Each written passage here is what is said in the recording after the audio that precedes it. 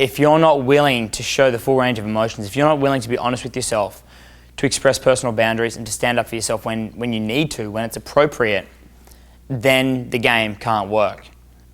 Only if you express a full range of emotions, Mr. Nice Guy, compliment guy, validation guy, Mr. Encouragement guy, Mr. Emotional Support guy, you can be that guy, you can be the nice guy, but you've got to balance that with the call-outs, the personal boundaries, telling people when things are unacceptable, holding people around you accountable to what they're capable of, okay?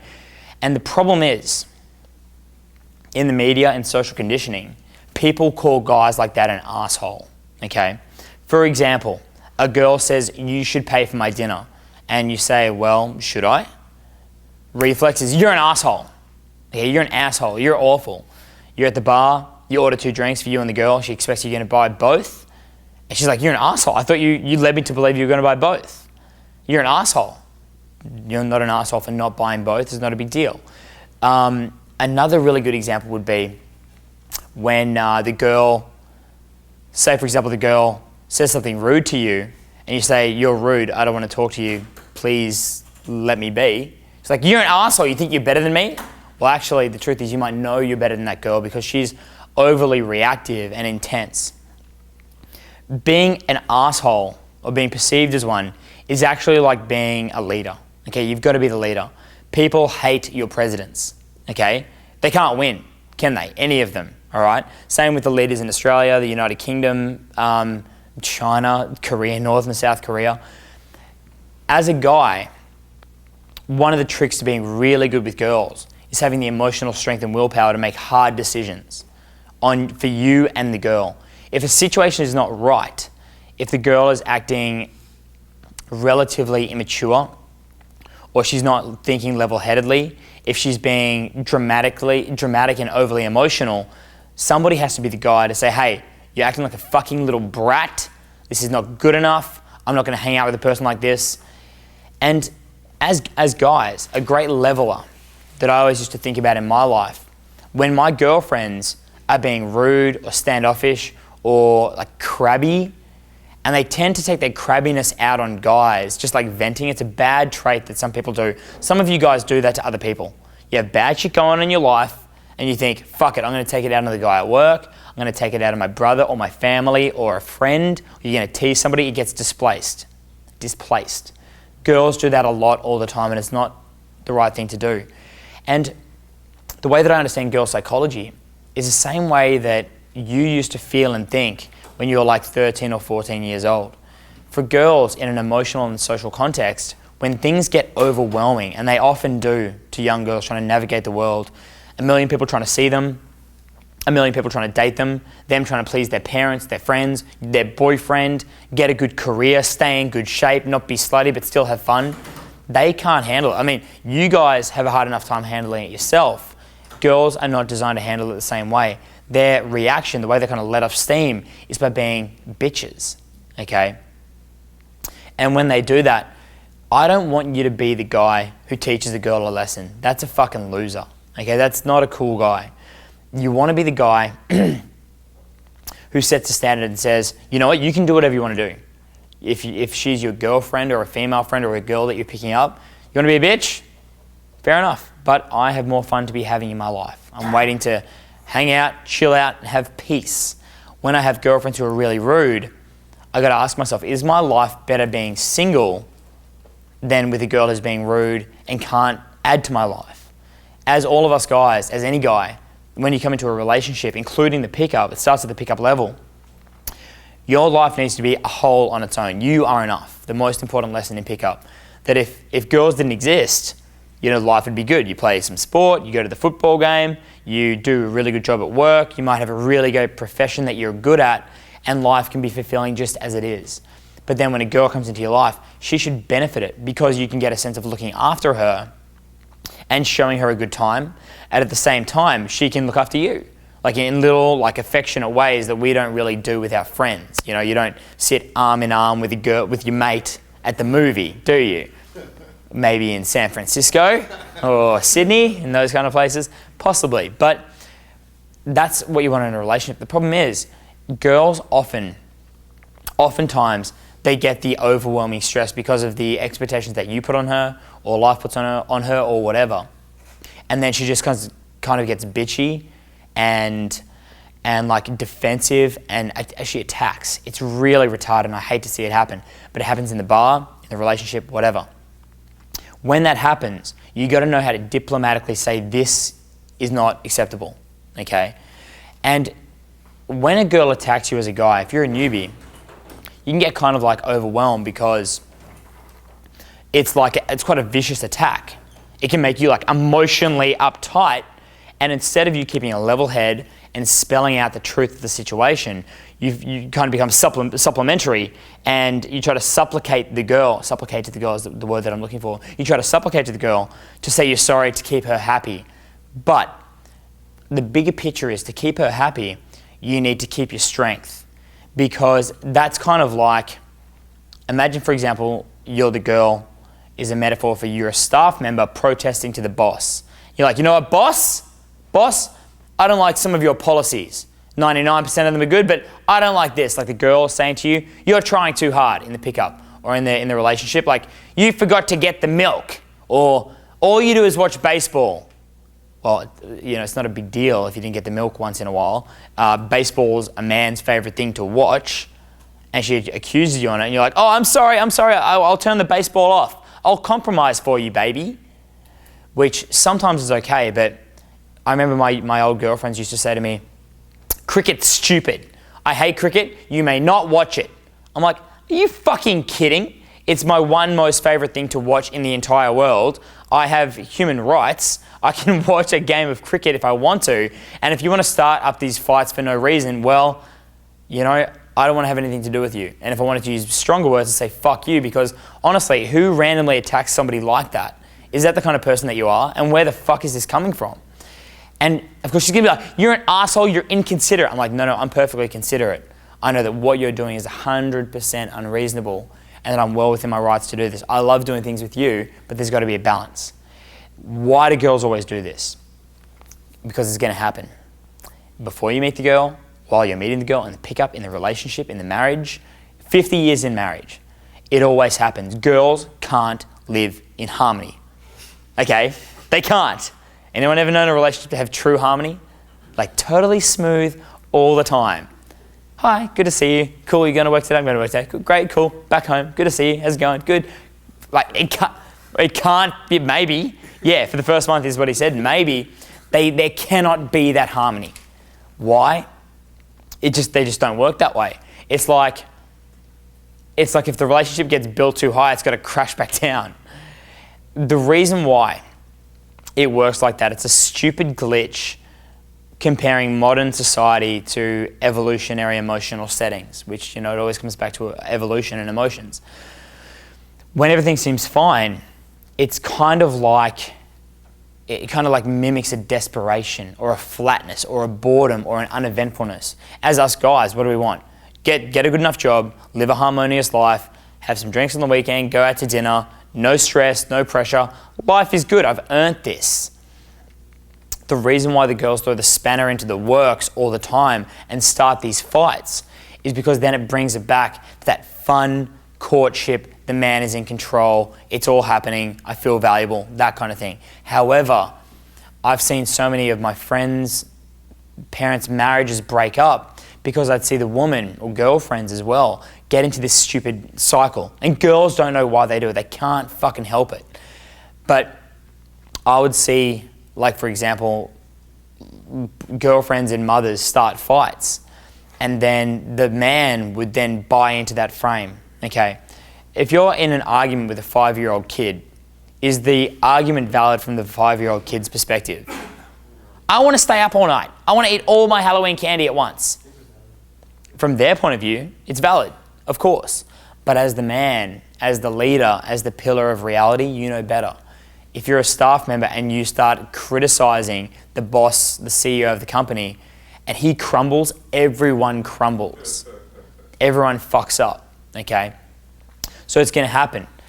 She likes to repeatedly see you flex your emotional strength and be like, baby, I understand you, you're going on too much, chill the fuck out, okay? Chill out, relax. You're being immature, you're better than this. But you can never, girls will confront you because they like to see you flex that emotional strength and feel like they're still with the guy who is the man. But you can never like accuse her of being retarded. You need to remind her that she is better than that. Okay, otherwise it just disintegrates. And that's how you keep relationships going longer, and that is how you can keep pickups going longer as well. As a high value guy, as a leader, when you approach a girl who doesn't have the same confidence as you to cold approach, stay in set, add physicality, she's going to give you the tests. I get tests all the time, and I'm as good as anybody at mitigating how to get them. Like to slow the test down, to make the interaction innocent and fun and easygoing. But I always get it. Because you're a leader, because you're a pillar in somebody else's reality. You know how you guys have different things that you believe in? When you have a strong strength about you, people will believe in you and what you say. So when you meet a girl, spend the time not only acknowledging the good things about her, but identifying the things you want to have about her, okay? So when I have a girl being really rude to me, I'm like, oh my God, you are really witty. Oh my God, you are really cute, okay? Oh my God, you are feisty as hell. You're going to be the best lawyer ever. I can't wait. As though it doesn't affect me at all, because it doesn't affect me at all. One phrase that everyone should write down that I learned early in the game that has been like so valuable to me for the last several years is that people only have as much power as you give them. So when a girl confronts you or is bitchy or is rude, I can almost guarantee that you guys in this room have not done something wrong to elicit a genuine bitchy response. I remember there was times when I felt kind of apologetic. I felt a little bit wrong in the way that I'd approach girls. I'd be like, hey, how's it going? Like a bad trying for a poor tonality. And girls would instantly sense that I'm not confident and they come down to me in a bitchy way, like, don't talk to me, that kind of thing. But now what I know after thinking about it, now what I'm teaching you, is that you can be unapologetic because you are doing no wrong. But from a guy's point of view, from our point of view, we can actually have that 100%. Okay, we can have 100% belief that we can be unapologetic because we do no wrong. Girl in a bar, in a hot dress, socializing, if you touch her in a sociable way, that's fine. If you approach her, that's fine. If you re-approach her, that's fine. If you talk to her without insulting her, that's fine. If you have no body odor, no other like physical like flakes, if you've seen a stylist ever once in your life, you'll be fine, okay? I recommend everyone see a female friend just to make sure you don't have like body odor, bad breath, anything like that, because that can fuck you up. But I know now, whatever reaction a girl gives me, and some of them come at me just like, get the fuck away from me, stop trying to pick me up, you're a sleaze. I get that for no reason all the time as well. But I know, how can I be doing anything wrong? How can I be in the wrong here? I can't be, it's not possible. And I'll say to the girl, I'm like, no, hold on. Keep it level-headed, chill out, what's going on? Don't you dare tell me to chill out, you're an arsehole, you're trying to control me? I'm like, no, I just really like that you're the strongest girl in the bar. You're the strongest willed chick that I've found here. It's so hard, I'm sure, under pressure, when they come at you that way, you're like, like you start freaking out, supplicating, compromising who you are and what you want to do, but you've got to compliment it somehow, okay? That's the tricky thing. And then, like my girlfriends, girls that I've known for a long time, they start getting really sad and really upset when maybe I need to go and travel overseas and leave them for a while. I'm like, you know, I know how emotional you are. I know how much this sucks, but that's one of the reasons why I'm with you, why I love you, why I spend time with you, is because you're such an emotional girl with such a big heart. It's a curse, but it's such a blessing as well. So what I'm saying here, I guess if I want to paraphrase this, is be the asshole who converts, who translates her involuntary instinct to test you and to keep the relationship back in a repeating pattern where you continually have to flex your emotional strength, continually have to reinforce that you are still a strong emotional pillar in the girl's life during the pickup, before the pickup, in the relationship. And not only be prepared for it, but don't be the guy who teaches girls lessons. Don't be the guy who gets defensive. Don't ever feel apologetic for who you are and what you're doing. Because I had so many fights with girls in bars, in relationships, where they'll be like, you're an asshole, you think you're so smooth, you think you're cool. And I'm like, it's no big deal. I love the fact that you're feisty. I love the fact that you don't take anything on face value. I love that. You're just trying to like calm me down. I'm like, no, I'm trying to talk about the truth. The truth, woman, because the truth is where it's at. You want me to be dishonest with you? I'm awesome. No, I'm better than awesome. That's the honest truth. So, and then I'm just reframing it, and that's how you seduce. That word seduction. Some kind of definition like changing a girl's, changing her course of action by what you do. So you can seduce her to like you more and to come under your spell. Remember that to seduce a girl, coming back to the asshole point, being an asshole, or an asshole if you're in America, to seduce a girl is not actually something that you actively do, okay? It happens in the relationship with the girl, but she becomes seduced by you just by you staying consistent with who you are. It's like a frame battle, a frame standoff. When she starts attacking you, if you become defensive, you lose. If you become offensive, you lose. You kind of like buckle. But if you're just like, hey, keep it real. I'm actually totally fine. Maybe you're upset, but I'm sure it's because a strong girl like you would have taken a whole lot to really get under your skin and piss you off. And I respect that. But I'm a good calming influence if you're really pissed off. Okay, can you guys imagine doing that? So many guys, you guys got to realize that girls are not attracted to a guy or a guy's game. Girls are attracted to the relationship with the guy. You guys get that? If there was one chick in here right now, I see for the most part in this room, everyone here seems to be pretty hygienic. Any one of you 30 odd guys, 30 to 40 guys, could have sex with that girl, depending on who had the best relationship with her. So I see Asian, African, Caucasian, maybe some European guys in here, heights, ages, whatever. The guy with the best relationship is the guy who's going to get that girl. That's why you don't need to have any special kind of looks or powers or money or status or ability. It's the ability to build a relationship. And when you ever get into the chasm of battle with a girl, battle of the wits, confrontation, disconnection. If you don't have a connection, if you don't have a relationship with a girl, she can't warm up and open up to you, become attracted by you, and then come under your seduction. So that's why I see so many guys, when girls become testicles, when girls start testing, they just fucking wreck themselves. They wreck the relationship and they literally push the girl away. Whereas what you need to be, what I'm saying is you need to be more endearing and kind of like look after the girl and be I always think of it as the man in her life frame, like looking after her, being patient, not letting it get under your skin. Because if that girl can get under your skin, you suck. How can you be high value to her if she can upset you? People only have as much power as you give them. The girl is attracted to the relationship which only you can build. Unfortunately, a lot of women, they're emotionally undisciplined and they spend more of their life and their time creating conflict just because they can't just like chill the fuck out, remind themselves to not get too worked up.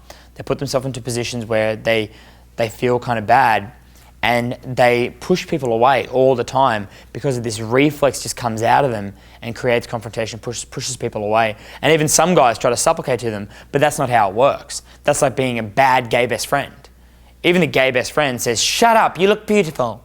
Shut up, you're being too emotional. And girls need to hear that. Not in those terms. Just say, hey, you're so much stronger than that. You're emotional, sure, but I know you're fucking strong. And this, you know what, this, like you might say that could be like a lie or a manipulation, but as a leadership role, as a high value guy, it's your job to bring the best out in people.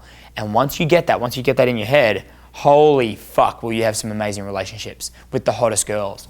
Because instead of every other guy who's ever tried to pick that girl up and being either a little bitch or just a macho fuckwit, you're going to be strong but firm, okay? Not by doing anything special, but just like, hey, I don't care for this.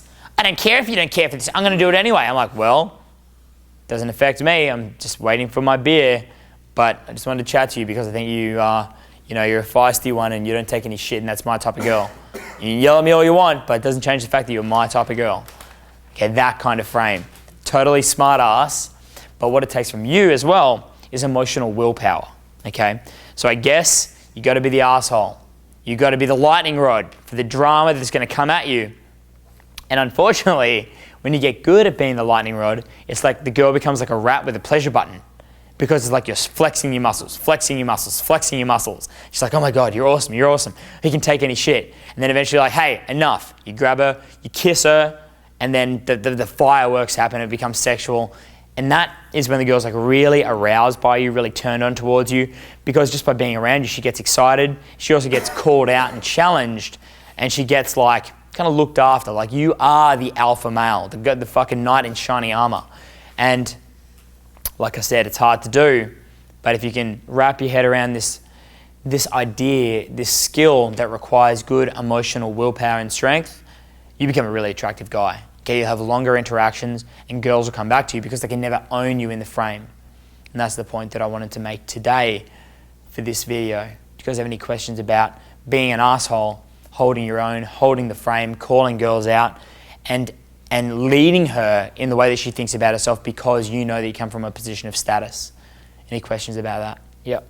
So Alex, really great speech. What are some elements of the way that you pass your test? Like with the reframe, would you say it's mainly like, empathy, humor, wit, that? All of it. I know how you must be feeling, like stressed as fuck, or every guy's like creeping on you.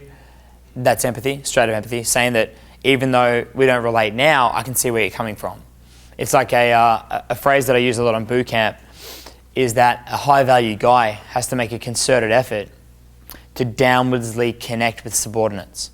Okay, a high value guy has to make a concerted effort to downwardsly connect with subordinates, because otherwise, if you've ever had a boss, you don't feel like you're on the same level as the boss. You feel kind of a little bit nervous around the boss, and that's how girls feel around guys who are indifferent and confident and outgoing a lot of the time.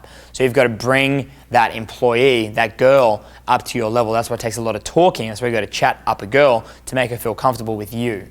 So with empathy, of course, you can do it in a witty way, but then I guess it's kind of witty and clever to take a bitchy trait and re-identify it as an endearing trait or a positive trait. And it can be done, okay?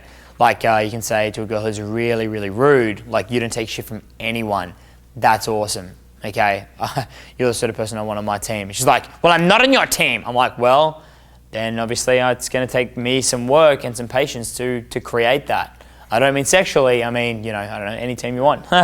Football, do you play football? You're being a jerk. I'm like, no, I'm just trying to chill the fuck out in a social place, if that's cool with you. And when you keep calm, when you really meditate on the idea that the people only have as much power as you give them, then it's like you're in the eye of the storm and it just goes blustering around you and you don't need to worry about it, which is exactly how I feel at all times. Yeah. Yeah, and I know you said not to go offensive or defensive, and so about a week ago, I had to come back where this girl was like, you're trying to be smooth, right?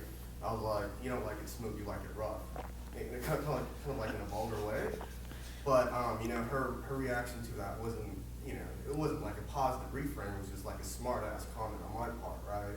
So, I mean, is that something wrong to do, or is that not? Sort of. I feel as though it could go two ways. The comment was, the girl said, you're trying to be smooth. And he said, smartest comment, I'm not trying to be smooth, you like it rough, right? Now, if you're doing that to get one up on the girl, okay, she'll feel that. You're like, well, I'm more wittier than you, I'm smarter than you. She's gonna feel kind of colder and disconnected and inferior. Or she's gonna feel like bad emotions. But if it's like, the way that I would say it, the way that I think about it now, because I want to create like fun, humor, lightheartedness, dissipate negativity, I'd say, I'm not trying to be smooth, I'm trying to be rough, like crunchy peanut butter. And then I'm doing it to me to make myself laugh. I'm like, do you like peanut butter and jelly sandwiches? I just had one last week, first time, pretty awesome. I'm going to PBJ date. Wouldn't that be nice? But date jam. Just kidding. Do you still hate me? Probably. That's all right. I love you. And like, we want to dissipate it.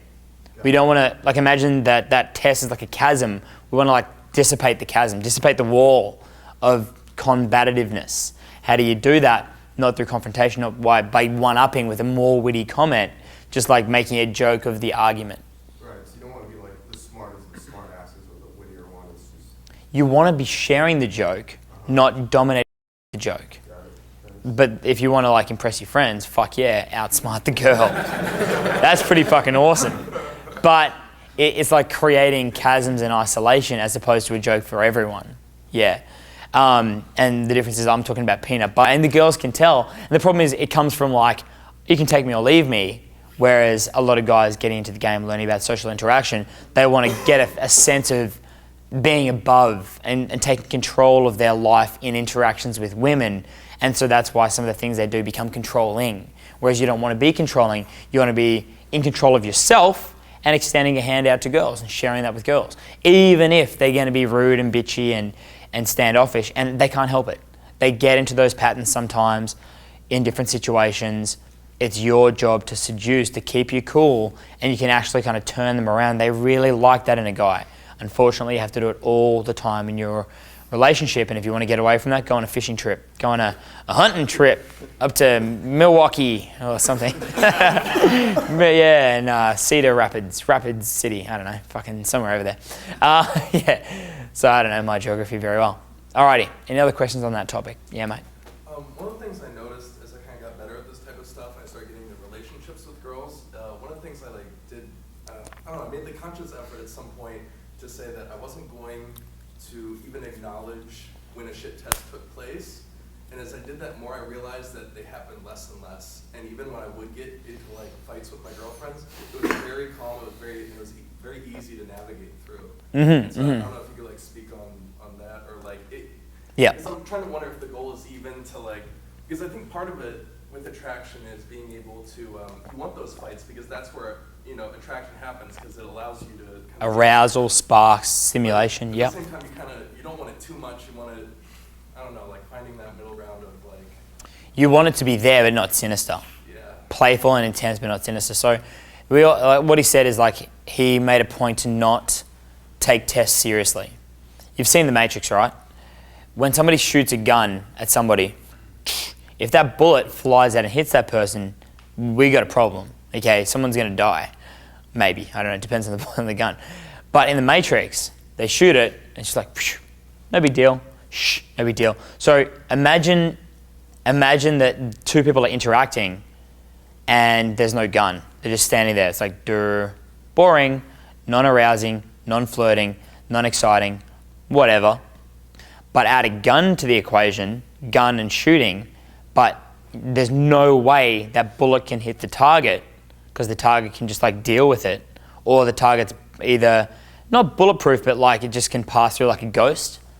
Then you've got some excitement and some action and some drama, and that's what girls are emotionally drawn to. That's just how girls work. So it's just like that. Another good way to think about it is let the water go under the bridge. Tests come at you. I think a cubic yard of water is like a metric ton. A metric ton. Do you guys know what that is? It's fucking heavy. But we have a flood education in Australia all the time because it always flash floods. But a chunk of water this tall, like that is weighing more than a car if it was compressed into one thing. It's solid and it can break your legs and kill you. So if you build a bridge over and just passes under, the same kind of stress and damage is possibly done, but it's just channeled away.